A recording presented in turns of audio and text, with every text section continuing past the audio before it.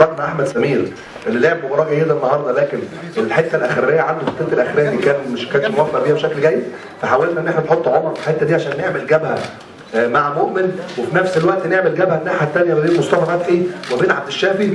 وانا في رايي ان احنا نجحنا بشكل كبير في ان احنا نعمل جبهتين بشكل كويس. بعد كده لما لقينا نص الملعب اتفتح نزلنا هاني سعيد وحطينا اسلام عوض مكان محمد ابراهيم عشان يضغط على لعيبه نص الملعب بتاعه فرقه النادي. في البدايه انا ببارك للكابتن ميدو شكرا. انا وليد هاشم جريده الاخبار. كنت شايف ان حضرتك النهارده بتعتمد على عناصر شابه وبتعتمد على هل الناس دي هتبقى ليها تواجد في الفتره الجايه وهيبقى تواجدهم بشكل اساسي مع الفريق خلال الفتره الجايه ولا لا؟ طبعا كل اللعيبه الصغيره ليها فرصه معايا، ودي الفلسفه بتاعتي ان انا اعطي فرصه للعيبه، هدي فرصه للعيبه الصغيره اللي معايا كلهم.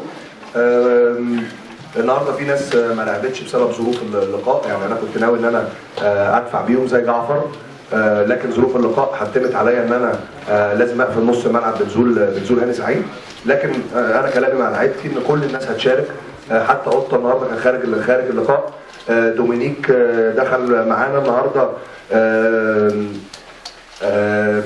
يعني كنا حريصين ان احنا نجيبه معانا ان هو يبقى موجود عايش اجواء اللقاء، وجه حضر المحاضره وكل حاجه. واسف لو خرجت بره السؤال يا فندم، بس باكد حاجه على دومينيك ان احنا اكدنا عليه وتحذير ان عدم التعرض للنادي الاهلي وعدم التعرض للكابتن محمد يوسف وعدم التعرض للمدربين. احنا بنحترم كل الناس، وده الكلام اللي انا قلته لدومينيك، بنحترم كل الناس. عايز ترد على حد نرد على حد في الملعب. الكرة ما هي الا اختلاف وجهات النظر. ممكن لعيب يبقى في حته وحش ويروح حته يبقى كويس والعكس صحيح. فكان عندنا بالنسبه لدومينيك تحذيرات وتوجيهات بعدم التعرض للنادي الاهلي وعدم التعرض لمدربين النادي الاهلي.